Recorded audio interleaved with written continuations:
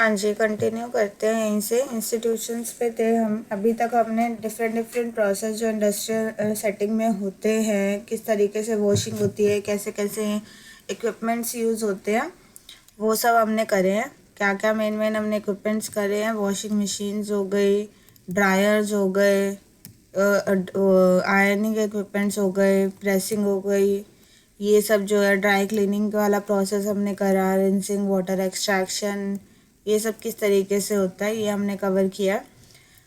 अब इसके अलावा कैसे कैसे इंडस्ट्रीज़ होती हैं इससे रिलेटेड जो केयर एंड मेंटेनेंस करती हैं वो हमने करी। लार्ज स्केल पे कैसे होती है, स्मॉल स्केल पे कैसे होती है। अब वही इंस्टीट्यूशन हम थोड़ा सा डिटेल में कवर करेंगे।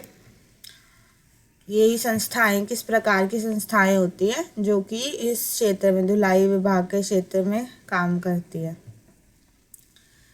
तो large institution that require a constant flow of clean linen, working clothing or uniform like hospital, prisons and hotels will usually have their own laundry department. जितना बड़ी इंडस्ट्री होगी, जितना बड़ा इंस्टीट्यूशन होगा, उतना ही उनमें अरेंजमेंट अपना खुद का होगा वहाँ पे लॉन्ड्री के लिए।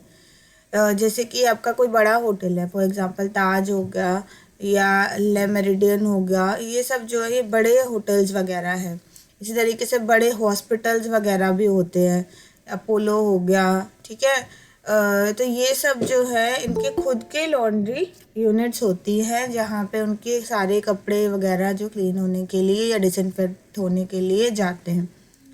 इसके इसी तरीके के हॉस्पिटल्स, होटल्स या प्रिजन्स वगैरह या हॉस्टल्स हो गए, अगर स्मॉल स्केल के होते हैं तो वो फिर बाहर से कॉन्ट्रैक्चुअल बेसिस पे ये प्रोसेस करवाते हैं। द ऑर्गेनाइज्ड कलेक्शन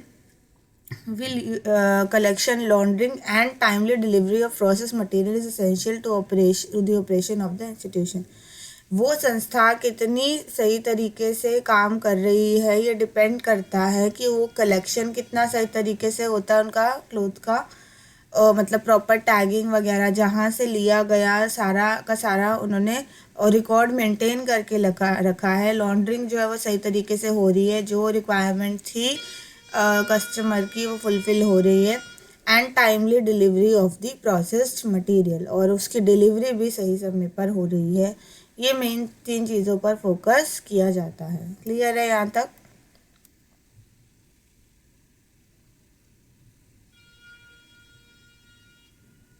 हाँ जी, हेलो, आवाज़ आ रही है? Yes ma'am. Yes ma'am.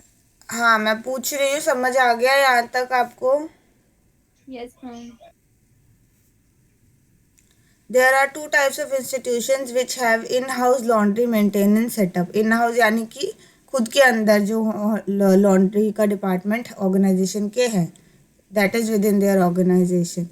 These are hotels and hospital. जो लार्ज स्केल पर मेन जो इंस्टीट्यूशंस चलते हैं वो या तो होटल्स होते हैं या हॉस्पिटल्स होते हैं। दोनों की रिक्वायरमेंट हमने शुरू में भी पढ़ा था, बिल्कुल अलग होती है, पर दोनों का फंक्शन जो है वो एक तरीके से होता है। Both have larger quantum of bed, linens and other rooms furnishing requirement as also staff uniforms and accessories such as apron, caps, headdresses and mask। जो है इनमें इवन होटल्स में भी इतना रिक्वायरमेंट ज़्यादा नहीं होती जितना हॉस्पिटल्स में होती है, क्योंकि हॉस्पिटल्स में आपको पता है कि अलग अलग तरीके के वार्ड्स होते हैं। जनरल वार्ड होता है, ओपीडी होता है, जो है ऑपरेशन थिएटर होता है, बाकी एक स्पेशलाइज यूनिट्स वगैरह होती हैं, उनका खुद का स्टाफ होता है। डॉक्टर्स के अलग होते हैं, यूनिफॉर्म के कलर कोडेड होती हैं सारी, डॉक्टर्स के अलग तरीके के होते हैं यूनिफॉर्म, नर्सेस की अलग होती है, कंपाउंडर्स की अलग होती है, बाकी स्टाफ की अलग तरीके की होती है। तो वो सब बहुत एक लार्ज जो है वो लोड इकट्ठा हो जाता है, चाहे वो बेड की चादरों का हो या कोई भी फर्निशिंग इक्विपमेंट्स हो या यूनिफॉर्म्स वगैरह का हो। इसके अलावा एप्रन्स, कैप्स, हेडड्रेसेस, मास्क, ग्लव्स वगैरह भी जो होते हैं क्लीन करने के लिए बहुत ज़्यादा लोड डेली का इकट्ठा होता है इन हॉस्पिटल्स।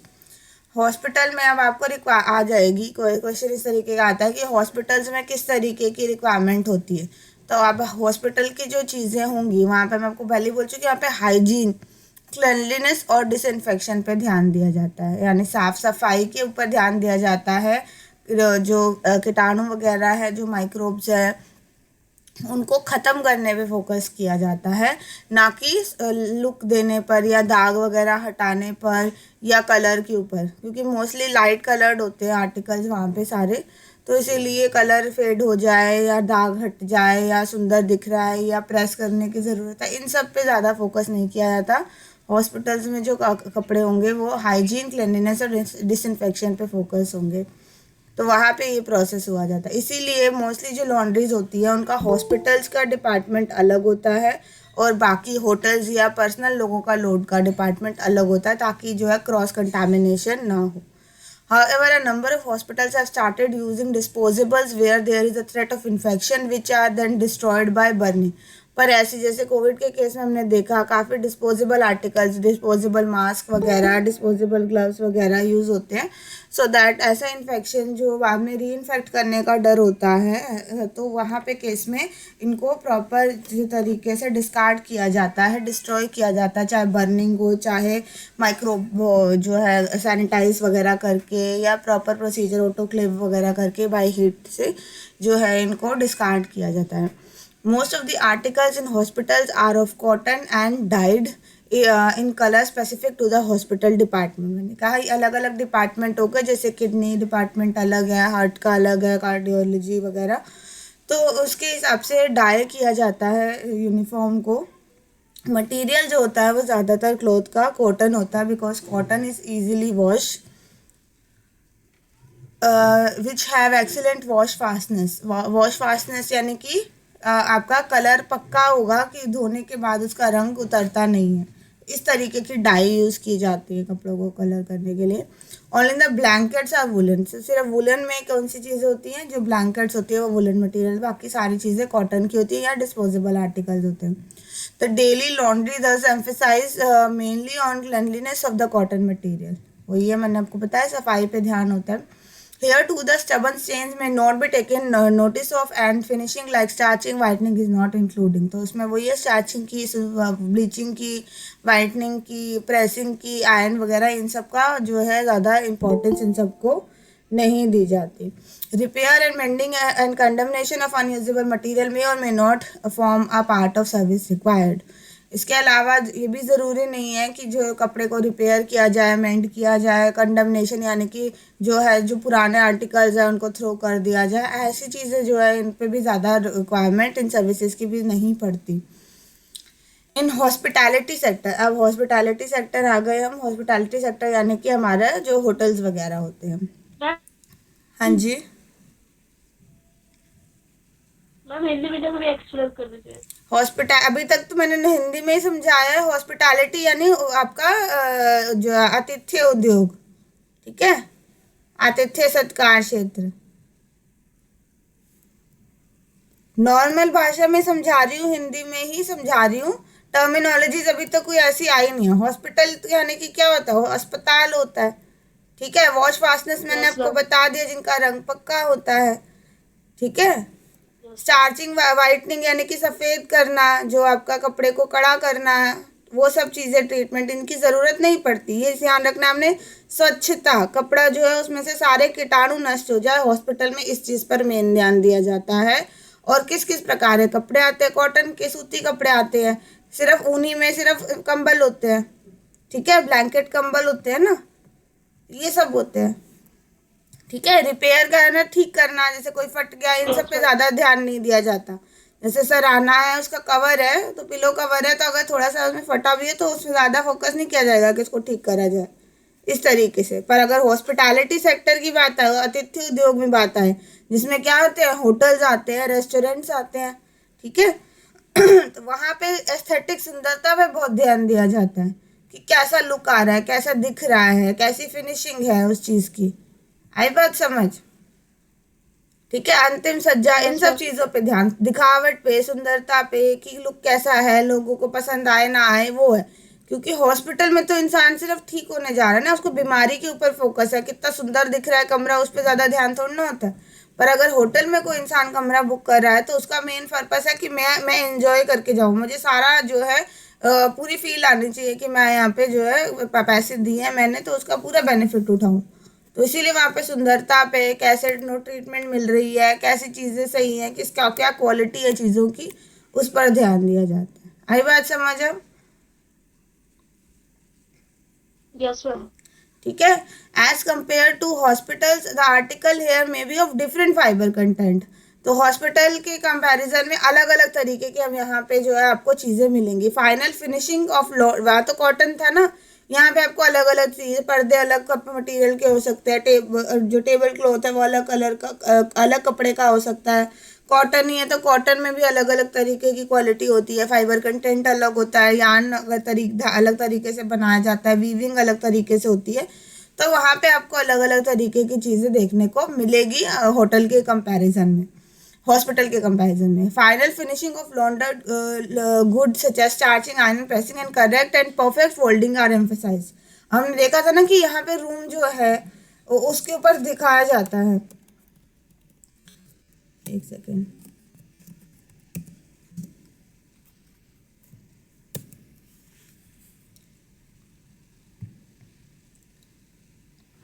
अब देखो होटल का कमरा है तो उसमें पूरी एक एक चीज़ कि कैसा फोल्ड हुआ है, ब्लैंकेट्स कैसे इस तरीके से चीज़ें रखी गई हैं, एक एक चीज़ बिल्कुल पर्टिकुलर जैसे दिखनी चाहिए, हर टू दी परफेक्शन किया जाता है यहाँ पे काम, क्योंकि अपीयरेंस, लुक, ये सब बहुत मैटर करता है। अभी सारे होटल्स के रूम हैं बिल्कुल परफेक्ट नज़र आ रहे हैं, कोई चीज़ इधर की उधर नहीं है। अब इसी तरीके से अगर हम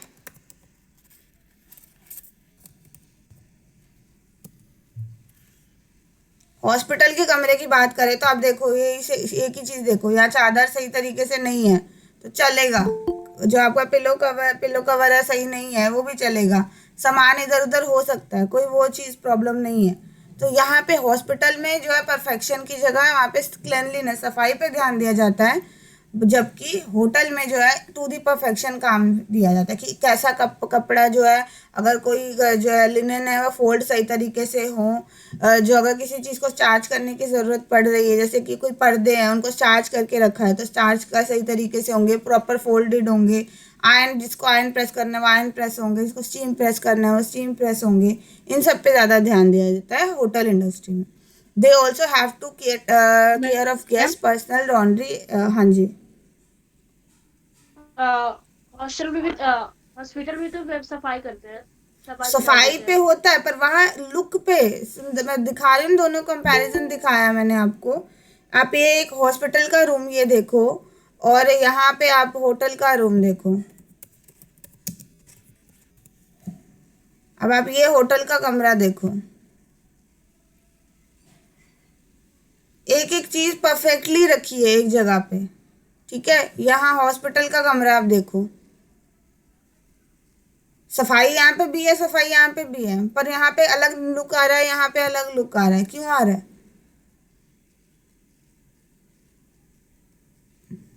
वहां पे बीमारी का डर नहीं है होटल में, होटल में कोई बीमार नहीं है पेशेंट जो बीमारी लोगों को फैला सकता है, पर हॉस्पिटल में बीमारी फैलाने का डर होता है, इसीलिए सारा ध्यान इस पे दिया जाता है कि अगर कोई नेक्स्ट पेशेंट आए वो री इन्फेक्ट ना हो। आई बात समझ? इसीलिए जब भी पेशेंट चेंज होता है तो वो सारे बेड्स शीट्स वगैरह सब चेंज कर दी जाती है। आई बात समझ? Yes ma'am.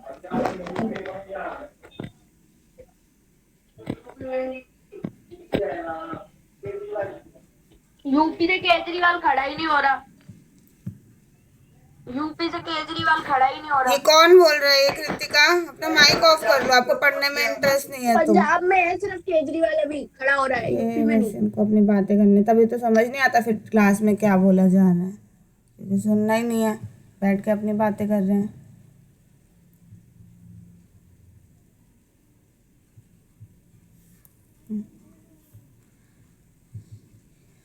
They also have to care of guest personal laundry, और इसमें जो गेस्ट की लॉन्ड्री पर्सनल आती है आर्टिकल्स वगैरह वो भी, इसको भी क्लीन करने में फोकस किया जाता है। As mentioned earlier the small hotels में have linkups with commercial laundries and from outside. जो अगर मैंने आपको बताया छोटा होटल होगा, छोटा हॉस्पिटल होगा, वो कमर्शियल लॉन्ड्री बाहर से करवाते हैं और उनके साथ उनके लिंक होते हैं, उनको कॉन्ट्रैक्ट दिए जाते हैं और वो डेली बेसिस पे उनकी चीज़ें लेकर आते हैं। अब क्या प्रोसेस होता है, process of laundry functioning in hospital, इससे रिलेटेड क्वेश्चन आते हैं कि हॉस्पिटल की लॉन्ड्री किस तरीके से काम करती हैं। तो पहला आता है collection of emergency, main, OT, OPD, various specialise centre and ward. यहाँ से जो है कपड़े कलेक्ट किए जाते हैं, इमरजेंसी डिपार्टमेंट से अलग, मेन ओटी से अलग, ओटी यानी ऑपरेशन थिएटर, ठीक है। ओपीडी आपका हो गया various specialise centre and wards, इन सब जगहों से अलग अलग जगह से जो भी कपड़े होते हैं वो इकट्ठे किए जाते हैं। फिर उसको जो है लिनन बैंक या directly from hospital to laundry plant, इनको वहाँ भेजा जाता है। लिनन प्लांट बैंक यानी कि जहाँ पे चादरें वगैरह ये सब कपड़े जो हैं वो इकट्ठे किए जाते हैं वहाँ भेजा जाता है, या अगर उन्होंने लॉन्ड्री का अगर खुद का प्लांट है हॉस्पिटल का वहाँ भेजा जाएगा, और अगर कहीं कमर्शियल जो है उनको कॉन्ट्रैक्ट दिया हुआ है उन्होंने तो वहाँ दिया जाएगा बेसिकली।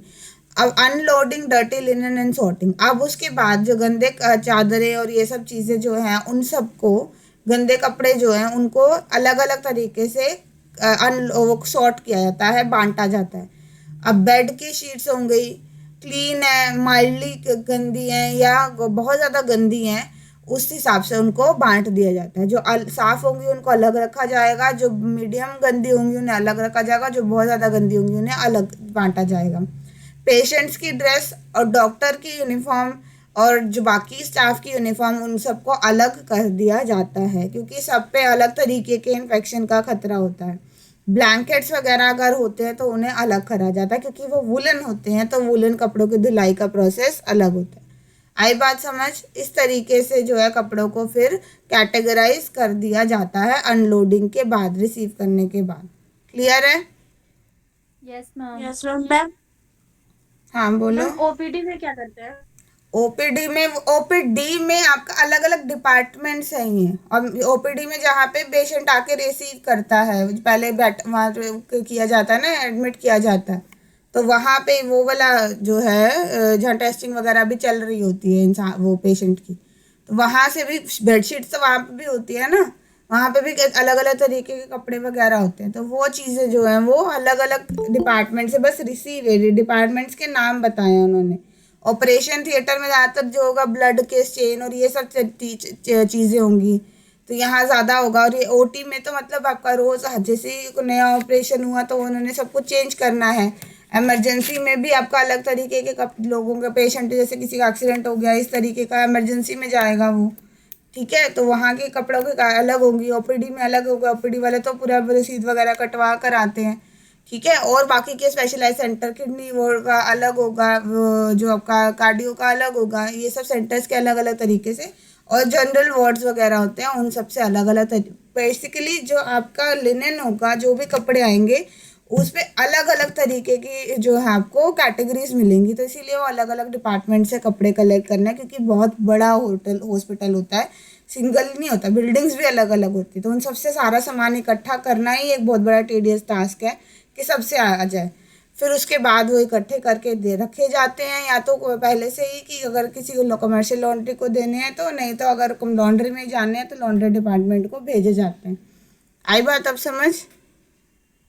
Yes ma'am. ये डिपार्टमेंट्स हैं आपके। इमरजेंसी में अलग तरीके के पेशेंट आते हैं, ओटी में अलग तरीके के मतलब रिक्वायरमेंट होती है, ओपीडी में अलग होती है, और बाकी डिपार्टमेंट्स की अलग होती हैं, वार्ड्स वगैरह की अलग होती है, ठीक है। वार्ड्स में बेसिकली कुछ समय के लिए स्टे कर रहा है, मतलब पेशेंट रिकवर हो रहा है वार्ड में तो वो ज़्यादा इतनी प्रॉब्लम नहीं आएंगी। पर अगर कोई जैसे इमरजेंसी में है, कोई जो है क्या बोलते हैं उसको, आईसीयू में है, तो वो सब जो इन पे अलग अलग तरीके के होते हैं ना पेशेंट। अब वहाँ पे पेशेंट जो है वो उठ नहीं सकता, तो सारा काम वहीं पे बेड पे ही हो रहा होता है, तो वो सब क्लीन करने का अलग तरीके का प्रोसेस होता है। Washing is done in large washing machines which have a capacity of 100 kg पर लोड। ये हमने पढ़ लिया था पिछली बार हमारी क्लास में कि जो वॉशिंग मशीन की कैपेसिटी 100 kg पर लोड की होती है, एक बार में 100 kg तक कपड़े जो है वो वॉश हो सकते हैं। Hydro extraction work in centrifugal motion which get rids of 60 to 70% moisture. हमने करा था कि जो स्पिनिंग का प्रोसेस बेसिकली जो हमने कहा था 60 से 70% जो है मॉइस्चर इकट्ठा दिया जाता है। अब 100% हटाएंगे तो क्या प्रॉब्लम आएगी, ये भी हमने डिस्कस किया था, कोई बता सकता है? अगर हम वाटर एक्सट्रैक्शन जो है 100% कर लेंगे स्पिनिंग या सेंट्रीफ्यूगल मेथड से, तो क्या प्रॉब्लम आएगी हमें? जिसने लास्ट क्लास लिए होगे उसको याद होगा। हाँ जी,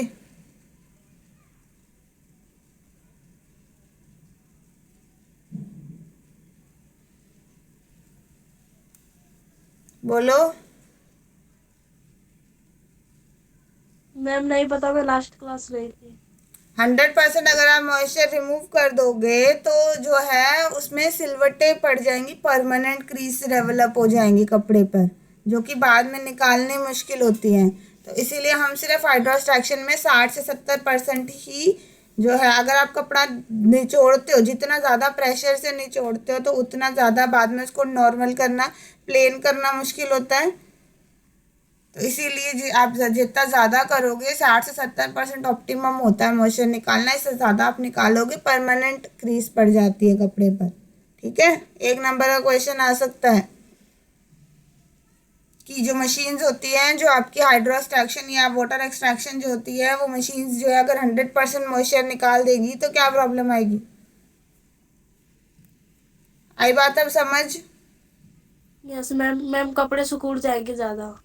हाँ, ज़्यादा क्रीज पड़ जाए, डैमेज हो जाएगा, परमानेंट डैमेज हो जाएगा कपड़े पर। ठीक है, वो ठीक करना, रिवर्स करना मुश्किल हो जाता है।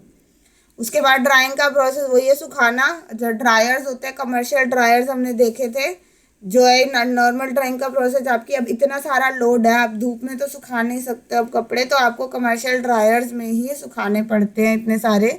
वही 100 kg की कैपेसिटी होती है इनकी भी। उसके बाद प्रेसिंग, आयनिंग, फोल्डिंग, स्टैकिंग वगैरह की जाती है। ज़्यादा ध्यान इन सब चीज़ों पर नहीं दिया जाता वैसे, पर मिनिमम की जाती है। Mending and segregation of condemned articles, जो है जो ख़राब हो चुके होते हैं चीज़ें, उनको या तो ठीक करा जाता है या उसको फेंक दिया जाता है। पैकिंग होती है, और फिर जो पैकिंग के टाइम पे फिर से री लेबलिंग होती है, कहाँ से कौन सा आर्टिकल आया, कौन से डिपार्टमेंट का था, उसको वापस करना। हॉस्पिटल में पेशेंट की जो खुद की पर्सनल लॉन्ड्री को नहीं धोया जाता, ये चीज़ पे आपने ध्यान रखना है। जबकि होटल्स वगैरह में पेशेंट की गेस्ट की लॉन्ड्री को धोया जाता है, उनके खुद के पर्सनल कपड़े भी धुलवा सकता है वो, पर हॉस्पिटल में ये काम नहीं होता है। एक मेन डिफरेंस जो आपका आता है। ठीक है, the quantum of work specially for bed linen is much larger for hospitals in compare to hospital. मैं आपको बता चुकी हूँ, हॉस्पिटल में जितना काम है बेड लिनन का वो ज़्यादा होता है होटल के कंपैरिजन में। जो बड़े होटल्स होते हैं वहाँ पे 400 से 500 रूम होते हैं, पर जो लार्ज हॉस्पिटल्स होते हैं वहाँ पे 1800 से 2000 बेड होते हैं, और कई बार उससे भी ज़्यादा होते हैं। तो आप देख सकते हो, अगर 1800 बेड है तो 1800 बेडशीट्स, उसके कवर्स, उनके लिनन्स, ये सब चीज़ें जो हैं ये आपके उतने ही ज़्यादा बढ़ जाएंगे। क्योंकि और यहाँ पे तो काम भी डेली है, पेशेंट जैसे चेंज होगा आपको वो चीज़ चेंज करनी पड़ेगी।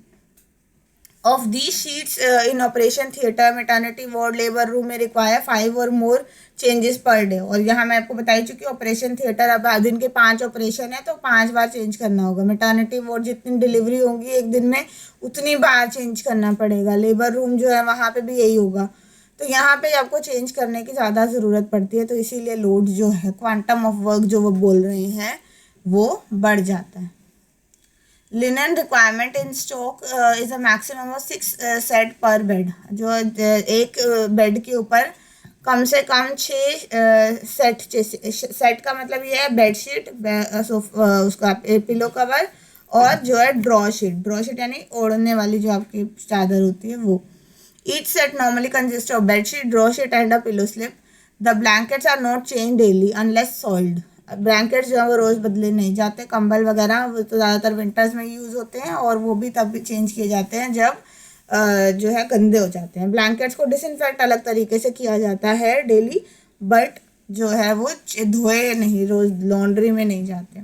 Apart from linen for patients bed, the other articles to be laundered are dress for patients, dress for doctors and some general material like tablecloth, curtains etc.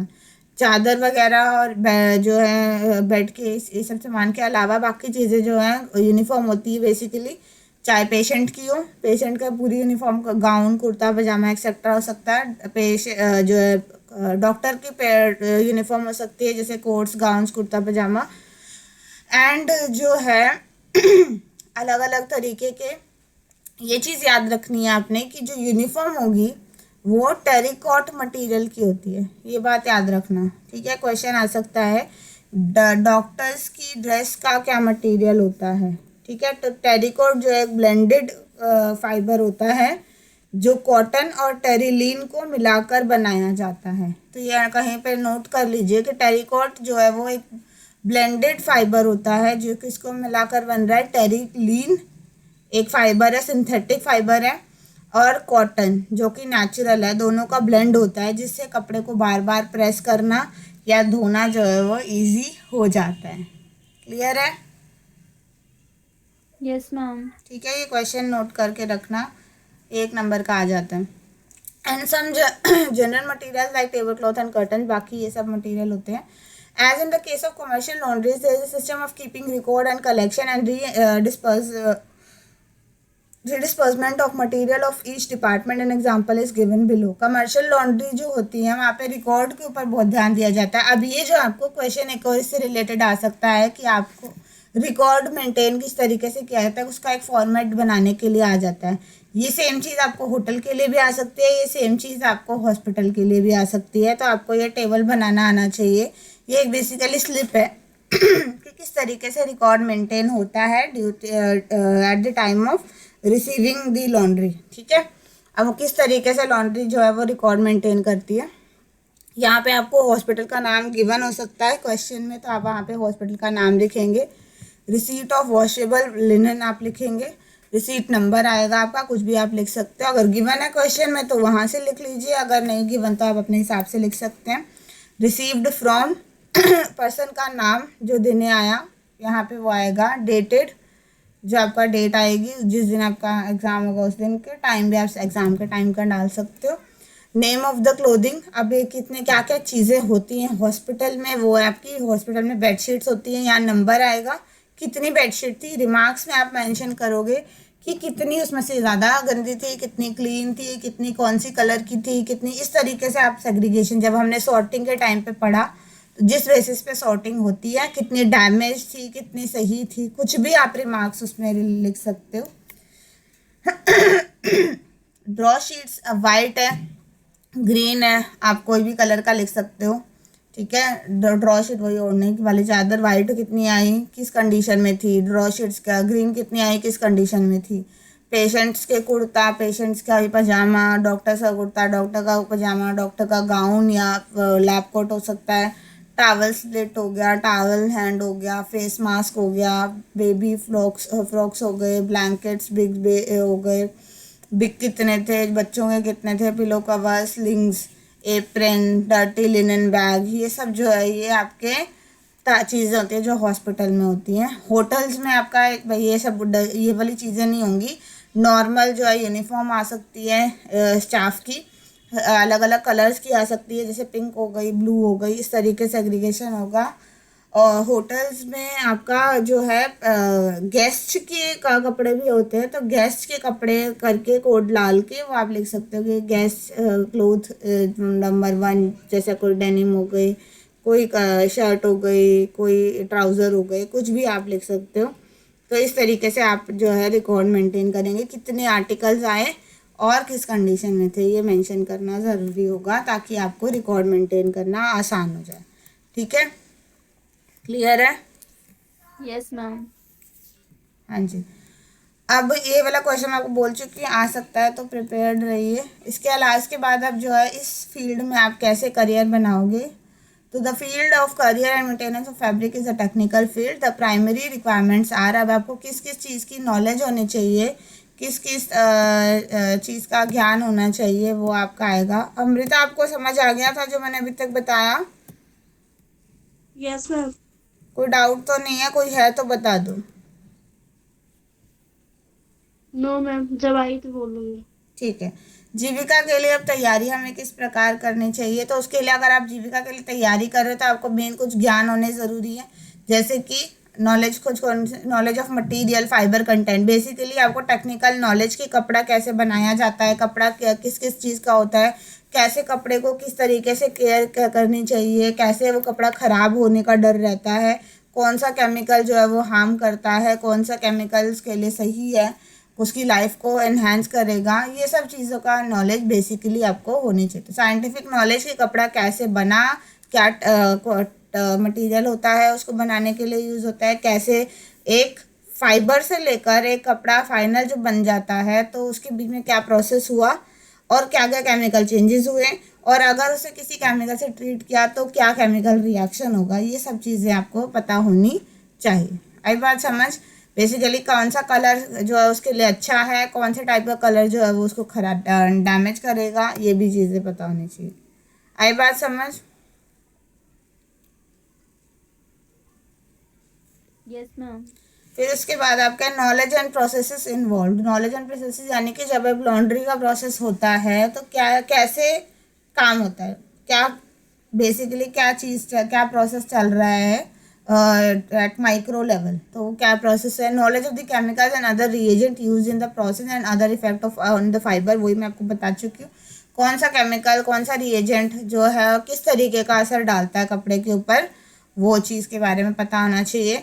Machine, हाँ बोलो ma'am second वाली topic का मतलब क्या है, अंत रहित का मतलब? अंतर्निहित प्रक्रियाओं का ज्ञान, जो भी अंदर प्रोसेस चल रहा है, आप कपड़ा अगर कोई वॉश कर रहे हो तो क्या चल रहा है प्रोसेस उसके अंदर, वो क्या केमिकल रिएक्शन चल रहा है, कैसे वो क्या हो रहा है अंदर माइक्रो लेवल पे प्रोसेस क्या चल रहा है, वो केमिकल जो है आपने ट्रीट किया, पानी डाला तो कौन सा फाइबर स्वेल हो जाता है, कौन सा श्रिंक हो जाता है, ये सब पता होना। ठीक है, आप उसको घुमा रहे हो, घुमाने से कौन सा जो है उसमें लिंट क्रिएट हो रही है, किससे जो है फाइबर टूट रहा है, किससे जो है फाइबर नहीं टूट रहा, कौन सा जो ड्राई क्लीन करा रहे हो तो वो केमिकल जो आप ड्राई क्लीनिंग के लिए यूज़ कर रहे हो वो कितना नुकसान दे रहा है या कितना जो है कपड़े को बचा कर रख रहा है, वो सब चीज़ें। ठीक है जो भी प्रोसेस चल रहा है उसके बारे में। फिर उसके वही है कि प्रोसेस में जो है रिएजेंट्स वगैरह जो हो रहे हैं उनके बारे में, वो क्या कौन सा क्या केमिकल नेचर है उसका, क्या इफेक्ट होता है उस केमिकल का। Working knowledge of the machinery requirement and functioning, मशीनें कैसे काम करती हैं, जो भी आप मशीन यूज़ कर रहे हो किस तरीके से काम करती है, क्योंकि अगर मान लीजिए कभी कोई रुक गई मशीन या कहीं कोई चीज़ हो गई तो आप वही जैसे हमने कहा ना कि अगर आपने ज़्यादा स्पीड पे करा तो कपड़ा ख़राब ना हो जाए, कम स्पीड पे किया तो वॉशिंग प्रॉपर नहीं होगी, ये सब तरीके। इसीलिए मशीनरी जो हो रही है उसके बारे में नॉलेज होनी ज़रूरी होती है।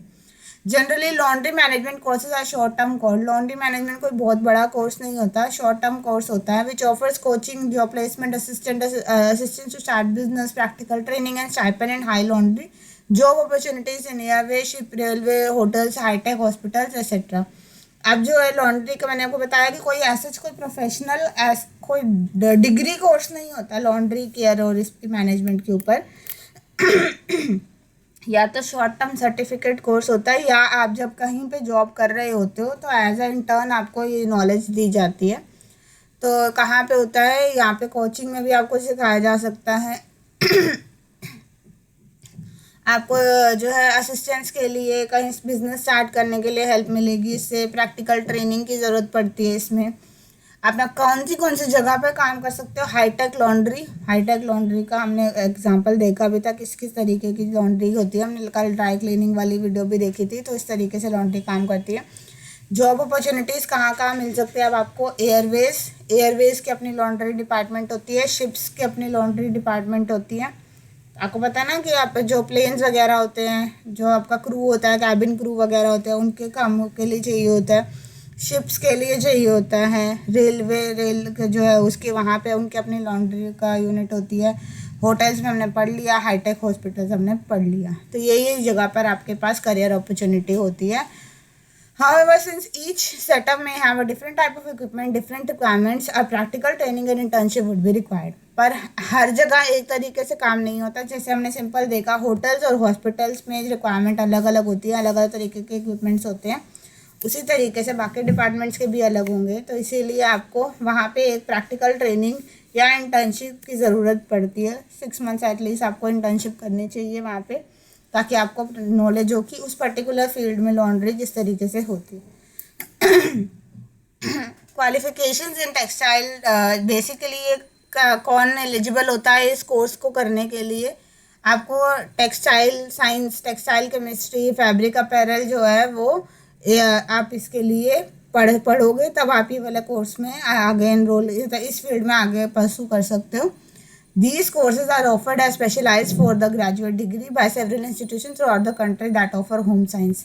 होम साइंस आपको ग्रेजुएशन कोर्स के बाद आपको textile science, textile chemistry, fabric apparel में मास्टर्स करते हो आप, उसके बाद आपका अगर इंटरेस्ट होता है इस पर्टिकुलर डिपार्टमेंट में तो आप कुछ छोटा सा कोर्स कर इस एरिया में अपना करियर बना सकते हो। क्लियर है आपको यहाँ तक? Yes ma'am.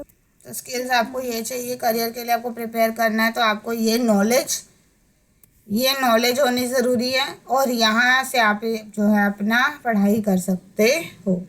ठीक है, इसके बाद आपका आता है स्कोप क्या है, आप क्या बनोगे, कौन से डिपार्टमेंट में काम कर सकते हो, क्या पोजीशन होगी आपकी। This is one area where person with specialisation in textile and clothing, fabric apparel can venture into entrepreneurial activities. ज़्यादातर जो होते हैं लोग एंटरप्रेन्योरियल एक्टिविटीज़ करते हैं, अपना खुद का काम शुरू करते हैं, अपना खुद का उद्योग शुरू करते हैं। These services provide much needed help and support for the end users in metropolitan areas, especially where women are working up. अब क्या है, आप देख रहे हैं स्कोप बढ़ रहा है क्योंकि आजकल लोगों के पास समय नहीं है, काम पे जाते हैं वो, उनके पास कपड़े धोने के लिए और हेयर केयर करने के लिए बिल्कुल भी टाइम नहीं है, तो इसीलिए जो है इसका जो है डिमांड बढ़ती जा रही है। दूसरा जो है छोटे छोटे nursing home, hospitals, day care centres वगैरह भी होते हैं जो रोज़ रोज़ अपने जो कपड़ों का लोड होता है वो नहीं यूटिलाइज़ कर पाते हैं, तो इसीलिए उनको इनकी ऐसे तरीके के छोटे यूनिट्स वगैरह की ज़रूरत पड़ती है, which would need a service like on regular basis, जो उनको डेली इस सर्विस की ज़रूरत पड़ेगी। One may also choose to work in high tech. अब आप ये एंटरप्रेन्योर अपना खुद का उद्योग तो इस तरीके से कर सकते हो जिसकी डिमांड बढ़ रही है, जिनको छोटे छोटे हॉस्पिटल्स, डेली घरों के कपड़े और ये सब के लिए क्लाइंट मिल सकते हैं। इसके अलावा आप एज जॉब भी कर सकते हो high tech laundry, railway, airways, shipping lines, hotels, hospitals वगैरह में, जहाँ पे खुद का इन हाउस प्रोग्राम होता है care and maintenance of textile का। ठीक है, तो ये आपका चैप्टर कंप्लीट हो गया है। कोई डाउट किसी को इस चैप्टर में से?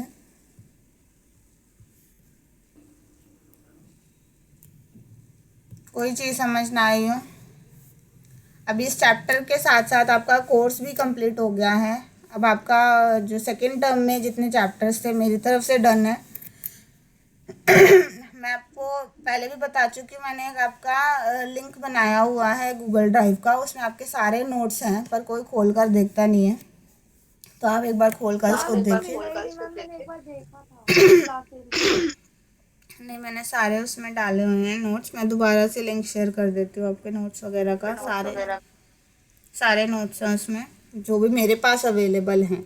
अब कई चीज़ें मेरे पास हिंदी में होती हैं, अब आप हिंदी में हैं, आपको नॉर्मल हिंदी पढ़नी आती है, आप थोड़ा अंदाज़ा लगा के अपने आप ट्रांसलेट करने का कष्ट कर सकते हैं। तो हर चीज़ आपको रेडीमेड नहीं मिल सकती, जो आप जिस तरीके से बोलते हैं ना, हिंदी में भी चाहिए, इंग्लिश में भी चाहिए, हिंदी में भी चाहिए, कई चीज़ें नहीं अवेलेबल होती है। एक एक पॉइंट जो है ट्रांसलेट करना इज़ नॉट दैट ईजी, तो इसीलिए आप अपने लेवल पे आपको चाहिए, ये कोई मैंडेटरी नहीं होता आपको प्रोवाइड करना। नोट्स मैं आपको दोनों लैंग्वेज में प्रोवाइड कर देती हूँ। अगर कोई क्वेश्चंस वगैरह है, कोई इंग्लिश में है, कोई हिंदी में है, तो आप थोड़ा सा कष्ट करके खुद करने की कोशिश करें, आपको ज़्यादा आसान होगा खुद करोगे तो। बाकी मुझे अगर कहीं से अवेलेबल होता है तो मैं आपको करा दूँगी।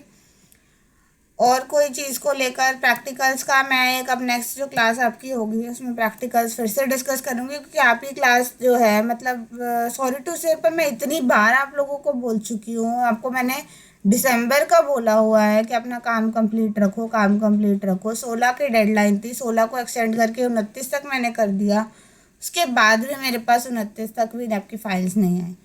और कुछ बच्चे मैम हमारे पास फाइल नहीं है, तो आपके पास फाइल नहीं है तो आपकी प्रॉब्लम है ये। जब मैं आपको पहले से ही बोल चुकी हूँ कि फाइल्स अपनी कलेक्ट कर लो, तो आप सब तब क्यों नहीं आपको पता था कि आपने अपनी फाइल कलेक्ट करनी है लैब से?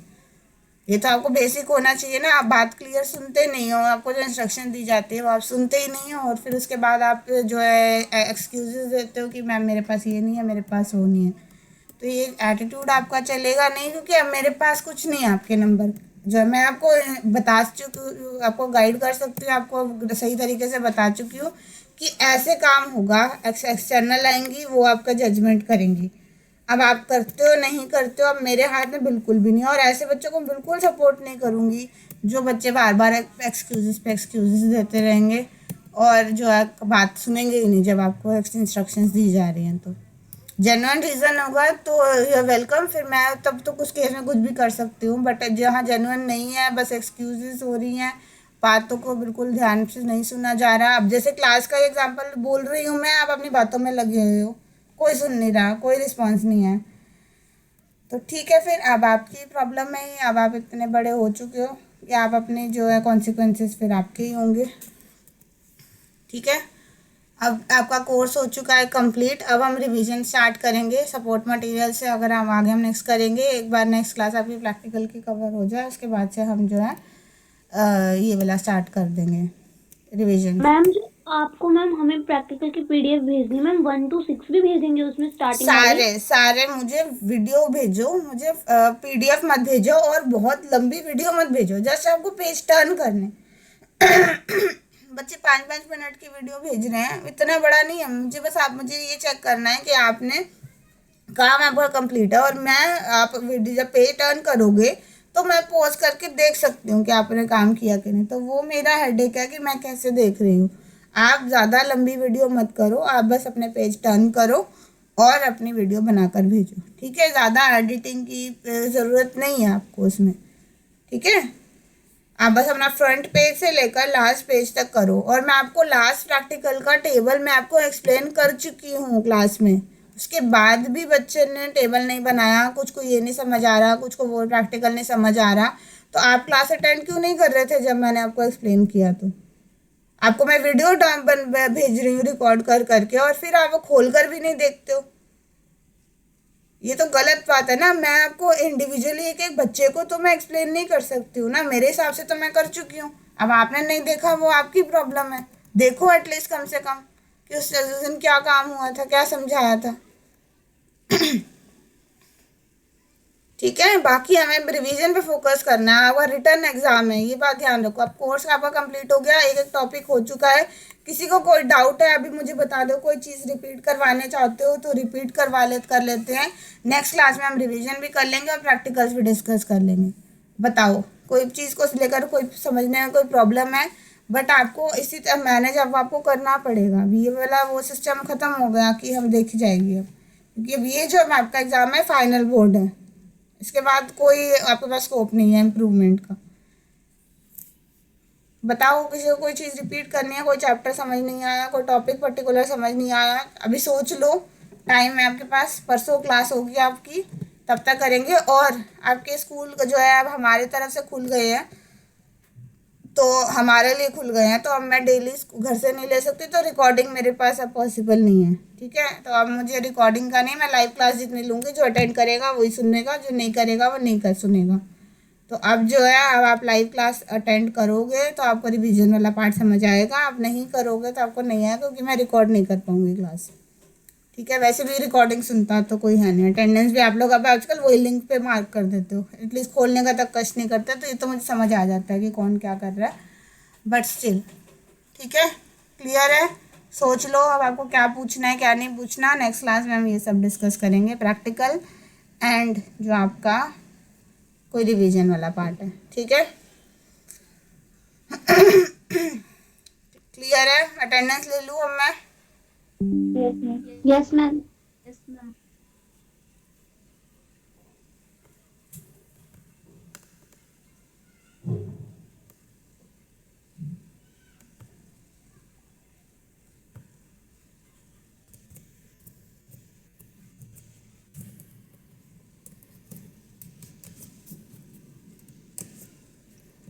हाँ जी। रोल नंबर 1 खुशबू, नेहा 2, पूजा Present 3, ma'am. पूजा 3, डिम्पी 4। डिम्पी ने एक भी क्लास अटेंड नहीं करी है, पता नहीं क्या होगा इस लड़की का। 5 Akanksha, yes ma'am present. 6 Sangeeta, 7 Neetu, 7 Neetu, present ma'am. 8 Neha, 9 Sapna, 10 रिया, 11 दृष्टि, 12 प्रीति, प्रेजेंट मैम। 13 दिव्या। इसने भी एक मैम हम भी लीव कर देना। हाँ, जिसकी लग गई है देख लिया, लीव कर दो। 14 Hazeena, present ma'am. 15 Meenakshi, present ma'am. 16 Hansika, present ma'am. 17 Rizwana, 18 Palak, present ma'am. 19 Punya, 20 Roshni, 21 present ma'am. 21 Anjali, 22 Nandini, 23 Simran, 24 Rakhi, present ma'am. 25 Nikita, Present ma'am. 26 Kritika, Present ma'am. 27 Sneha, present ma'am. 28 Anjali, 29 Siya, present ma'am. 30 Jyoti, 31 Aditi, present ma'am. 32 Muskan, 33 Aastha, Present ma'am. 34 Neetu, 35 श्रुति, 36 अनन्या, 37 आयुषी, Present ma'am. 38 स्नेहा, 39 आफिया, 40 तान्या, 41 निधि, 42 Prachi, present ma'am. 43 Meenakshi, Present ma'am. 44 Amrita, present ma'am. 45 साधना, 46 शिखा, Present ma'am. 47 Nahid, present ma'am. 48 Swati. Present ma'am. चलो Ma'am, roll number 9 सपना. Ma'am हाँ बोलो, लगा दी मैंने सबने। Previous class attend की थी। क्या नाम है, कौन बोल रहा है? Ma'am Sangeeta roll number 6। Ma'am मैं भी अमृता, वीडियो रिकॉर्ड। तो हाँ वो मैं लगा दूंगी, मैंने भी इसमें लगाई नहीं है, मैं लगा ही रही हूँ अभी। ठीक है, चलो ओके।